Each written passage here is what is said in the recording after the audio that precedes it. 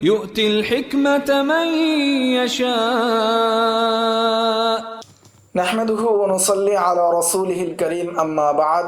আজকের এই দর্সে আমরা আলোচনা করব মুখাদ্রমুন, যারা তাবিনদের মধ্যে যারা মুখাদ্রমুন রয়েছে তাদের পরিচয় সম্পর্কে আমরা জানব। হাফেজ জৈনুদ্দিন আল ইরাকি ওনার ওফাত 806 হিজরিতে। তিনি বলেন, আল মুখাদ্রমুন বলতে ওই তাবিঈদেরকে বোঝানো হয় যারা জাহিলি যুগে পেয়েছে এবং রাসূল সাল্লাল্লাহু আলাইহি ওয়াসাল্লামের জীবদ্দশায় যারা জীবিত ছিলেন কিন্তু তাদের রাসূলের সাথে সহবত নেই, তাদের রুইয়ত নেই, এই জন্য তাদেরকে মুখাদ্রম বা মুখাদ্রমুন জমা হিসেবে মুখাদ্রমুন বলা হয়। সাহিবুস সিহা অর্থাৎ সিহা গ্রন্থের মধ্যে এসেছে লাহমুন মুখাদ্রমুন, যে লাহমুন মুখাদ্রমুন বলা হয় ওই গোশতকে, যে এই গোশতটা পুরুষের গোশত নাকি মহিলা গোশত, এটা যে গোশতকে জানা যায় না সেটাকে বলা হয় লাহমুন মুখাদ্রমুন।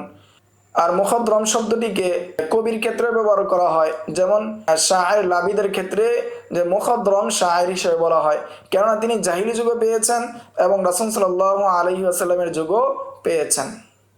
ফলে মুখাদ্রমুন যারা, তারা দ্বিধাগ্রস্ত থাকে, অর্থাৎ তারা উভয় যুগ পায়, অর্থাৎ সাহাবায়ে কেরামের যুগ এবং তাবিঈনদের যুগ উভয়ের যুগটা পায়। এই জন্য তাদেরকে বলা হয় আল মুখাদ্রমুন আল মুতারাদ্দিদুনা বাইনা সাহাবাতি লিল মুআসরাতি ওয়া বাইনা তাবিঈনা লিআদামির রুইয়া, যে তারা সাহাবায়ে কেরামের যুগটাও পেয়েছে এবং তাবিঈনদের যুগও পেয়েছে, কিন্তু রসুলের রুইয়ত নেই, রাসূলের সাথে তার সহবত নেই, এই জন্য তাদেরকে মুখাদ্রম বা মুখাদ্রমুন জমা হিসেবে মুখাদ্রমুন বলা হয়। হাফেজ ইবনে সালাহ রাহিমাহুল্লাহ ওনার ওফাত 663 হিজরিতে। তিনি বলেন, ইমাম মুসলিম মুখাদ্রমদের সংখ্যা হিসেবে 20 জনকে উল্লেখ করেছেন। তাদের মধ্যে রয়েছেন আবু আমর ইবনে ইয়াস আশ-শাইবানি, সুয়াইদ ইবনে গফলা আল কিন্দি, আমর ইবনে মাইমুন আল আউদি, আবদ ইবনে খায়ের আল খাওলানি, আবু ওসমান আন নাহদি এবং আবু রজা আতরিদি, এছাড়া অন্যান্যরা।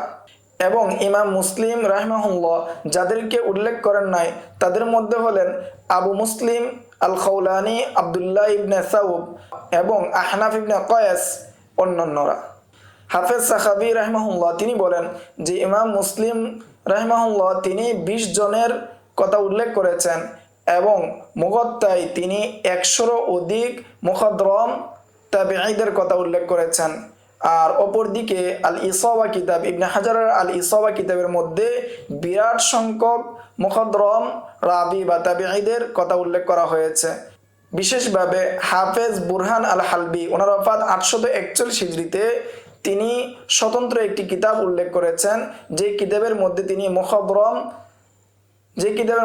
মুখাদ্রম তাবিঈদেরকে তিনি বিশেষভাবে উল্লেখ করেছেন এবং ওই কিতাবের নাম দিয়েছেন তাযকিরাতুত তালিবিল মুআল্লিমি ফিমান ইউকালু ইন্নাহু মুখাদ্রমুন।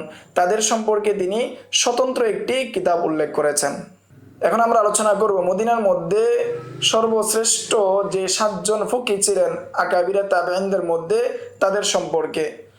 হাফেজ আবু আমর ইবনে সালাহ তিনি বলেন যে তারা হলেন সাঈদ ইবনুল মুসাইয়িব, কাসিম ইবনে মুহাম্মদ, উরওয়া ইবনে জুবায়ের, খারিজাতু ইবনে যায়েদ, আবু সালামা ইবনে আব্দুর রহমান এবং উবাইদুল্লাহ ইবনে আব্দুল্লাহ ইবনে উতবা, সুলাইমান ইবনে ইয়াসার। এই 7 জন হলেন যে মদিনার মধ্যে কিবারে তাবিঈন অর্থাৎ আকাবিরুত তাবিঈনদের মধ্যে সর্বশ্রেষ্ঠ ফকি। হাফেজ আবু আবদুল্লাহ আল হাকিম তিনি বলেন, এই সমস্ত 7 জন শুধু হেজাজের উলামায়ে কেরাম যে রয়েছে তাদের অধিকাংশের নিকট হলেন এই 7 জন হলেন সর্বশ্রেষ্ঠ বা মহান ফকি। তবে আব্দুল্লাহ ইবনে মুবারক থেকে বর্ণিত রয়েছে যে মদিনার মধ্যে যে সর্বশ্রেষ্ঠ ফকি ছিলেন, যাদের কথার উপর নির্ভর করে ফতোয়া দেওয়া হতো, তাদেরকে উল্লেখ করতে গিয়ে তিনি উল্লেখ করেছেন যে আবু সালামা ইবনে আব্দুর রহমান যিনি রয়েছেন তাকে তিনি উল্লেখ করেন নাই, বরং তার স্থলে তিনি উল্লেখ করেছেন সালিম ইবনে আব্দুল্লাহ ইবনে আমর, যে তার নাম উল্লেখ করেছেন।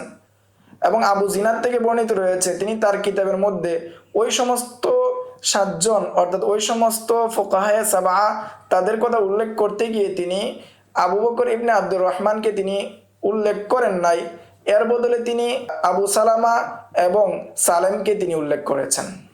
এই ছিল মুখাদ্রম এবং শ্রেষ্ঠ 7 জন ফকি সম্পর্কে সংক্ষিপ্ত আলোচনা। আসসালামু আলাইকুম রহমতুল্লাহ। ومن يؤت الحكمة فقد أوتي خيرا كثيرا وما يذكر إلا أولو الألباب